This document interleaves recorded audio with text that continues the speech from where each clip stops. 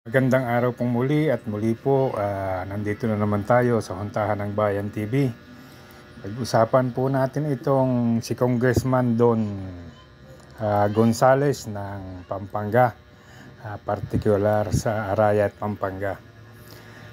Ito po ay may itinatayong flood control project. Maaari pong ito ay isa doon sa pinagmamalaki ni Bongbong Marcos noong SONA, nakabilang doon sa 5,500 flood control project na natapos na at mga ongoing pa. So ito daw pong project na ito sa Arayat, Pampanga ay sinimula noong March 2024 at dapat magtapos ngayong November 2024 at mapakinabangan ng mga tao. Pero sa kasamaang palad po, noong mga ilang araw na ang nakakaraan, ang proyekto pong ito na nagkakahalaga ng 91 million pesos ay gumuho at nasira at nakadamage pa ng ilang kabahayan sa Arayat, Pampanga. Kung inyo pong makikita sa larawan, yan po yung mga pinsala, yan po yung itsura noong flood control project na pinagmamalaki ni Don Gonzales sa kanyang distrito. Kung atin pong matatandaan, mismo pong yung DPWH ay umamin na yung sinasabi ni Bongbong Marcos at pinagmamalaking 5,500 flood control project na ginawa ng gobyerno at ginagawa pa ay wala pong master plan, na kumbaga wala talagang konkretong plano kung paano itatayo, kung paano gagawin, kung paano pinag-aralan, at wala pang mga studies na nagsasabi na dapat sa lugar na ito ay ganoon ang gagawin, dapat sa struktura na ito ay ganito ang gagawin. Ito pong flood control project ni Don Gonzales, ito po ay nasa tabi ng ilog. At ang sinasabi po nila na maaaring kaya daw po ito gumuho ay dahil sa lakas ng pressure sa ilalim. So dito po natin makikita, ito bang proyekto na ito ay napag-aralan? Mayroon bang lehitimong pag-aaral tungkol doon sa estabilidad ng istruktura na dapat itatayo, at pinag-aralan din po ba yung flow o current ng tubig doon sa ilog kung saan ito ay tatayo? At naglagay po ba sila ng mga measures kung paano ito gagawin, kung paano masasaturate yung pundasyon ng istruktura habang ito ay ginagawa? O baka naman po ito ay binuhusan ng semento sa kabila ng lumalangoy sa tubig yung istruktura. So ito pong mga ganitong bagay ay dapat napapag-aralan, at dapat po ito ay may mga lehitimong plano at may mga eksperto na gumawa ng pag-aaral at pagsusuri kung paano ito gagawin. Kailangan ba ang mga bagay na ito ay gamitan ng mga pile drive para maging stable yung pagtatayuan ng pundasyon? Kailangan bang magkaroon ng mga copper dam para masaturate yung mga area at mawala ng tubig habang itinatayo yung pundasyon? Yan po yung mga bagay na dapat na pag-aaralan. Kasi po, lumalabas na parang nakasama lang ito doon sa proyekto na pinagmamalaki ng Pangulo at nabigyan lang ng pondo. Pero sa katunayan, wala po talaga itong kahulugang mga ganitong proyekto. Simple lang po kasi palaging sasabihin ng mga taong involved dito at ng mga taong nagpagawa nito ay nagkaroon ng problema at hindi inaasahan at hindi kinaya ng istruktura kaya bumigay. So yan lang po palagi yung ginagawa nilang dahilan. Sa kabila po ng pag-aamin mismo ng DPWH na wala naman talaga silang master plan kung paano gagawin yung mga flood control project. So ito po ay isa na namang maliwanag na pagsasayang lang ng pondo at pagpapapangulang sana ng pangalan nitong mga congressman na ito na wala nang ginawa kundi maglustay ng pera ng gobyerno. At ito po ay naging isang tahimik na namang issue.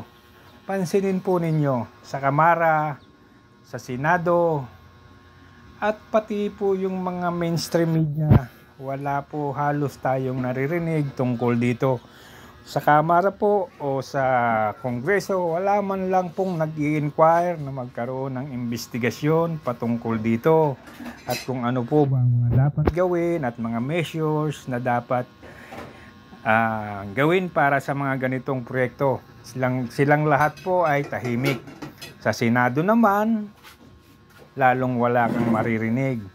At sa office ng Pangulo, lalo po silang tahimik. Kasi ito pong kongresista na ito ay isa doon sa halos humalik sa puwit ng Pangulo para lamang makakuha ng mga proyekto.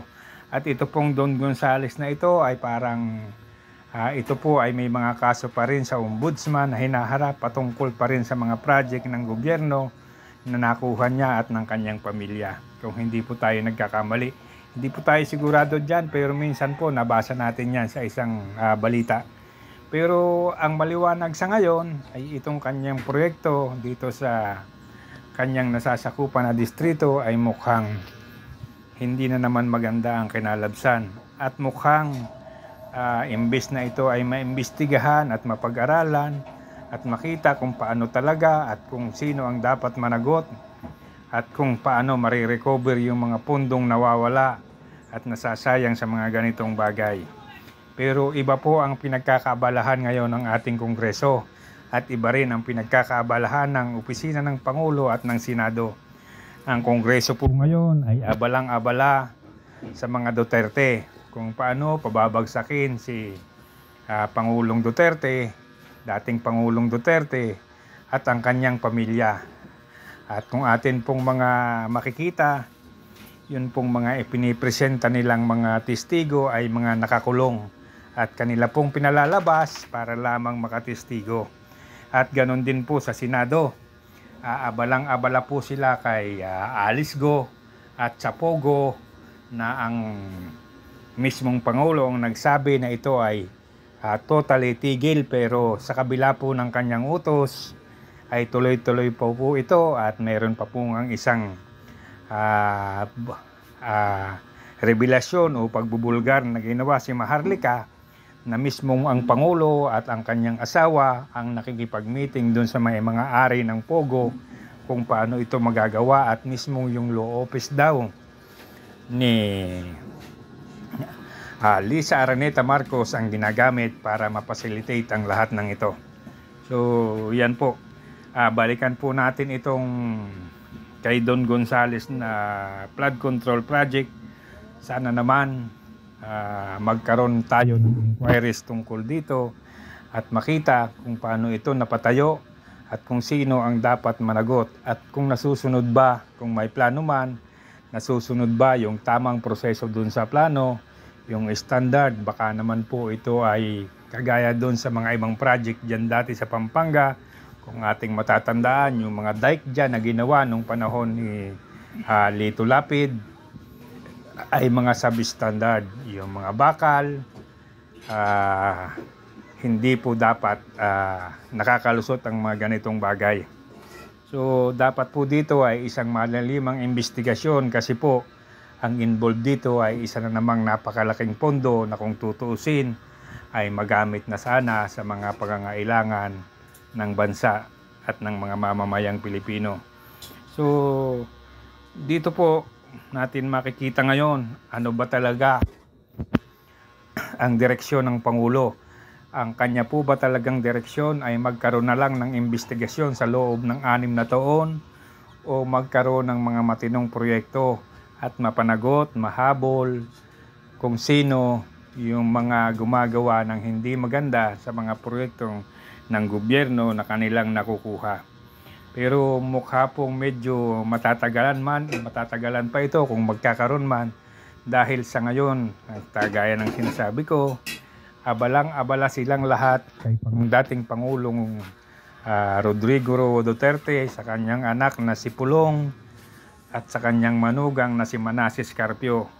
Lahat po sila ay isinasangkot daw sa shipment ng 6 na bilyong droga na ang mga witness ay puro nakarinig lang at nakwentuhan lang para tumayong witness. So dito po natin makikita ngayon kung anong klase talaga ng gobyerno. Masakit pong tanggapin, pero mukhang ang gobyerno natin, ang direksyon ay mag-imbestiga lang ng mag-imbestiga sa loob ng 6 na taong panunungkulan ng ating Pangulo. At mukha pong mauubos lang ng mauubos yung pondo ng gobyerno sa mga ganitong bagay. Kasi po ang isa nilang ginagawa kapag may nagreklamong probinsya o lugar, ang gagawin po nila ay aayudahan na lang. Kumbaga, parang kapag may tubong na butas, plasteran lang nila para pansamantala tumigil. So yan po ang sistema ng gobyerno natin ngayon. Wala pong konkretong plano ang gobyerno kung paano iaangat ang buhay ng Pilipino. Masakit pong tanggapin yan, pero yan po ang ating nakikita. Dahil kung talagang sila ay seryoso, yun na lang po sanang pagkakasabi ng Pangulo na itigil na ang lahat ng klase ng pogo, ay ginawa na sana nila, at mismong yung PAGCOR at yung mga ahensyang nagsasabi na sila ang naglilisensya ay nagpatigil niyan. Pero kakaiba po ang nangyari. Mismo pong yung mga ahensya na yan na nagsasabing sila ang naglilisensya, ay sila pa po ang gumagawa ng paraan kung paano magtutuloy-tuloy itong pogo. So hanggang dito na lamang pong muli, at maraming salamat. Paki-like and subscribe na lamang po, at pakipindot na rin po yung notification para sa susunod ay mayroon pa po tayong makita sa mga video natin gagawin. Maraming salamat po.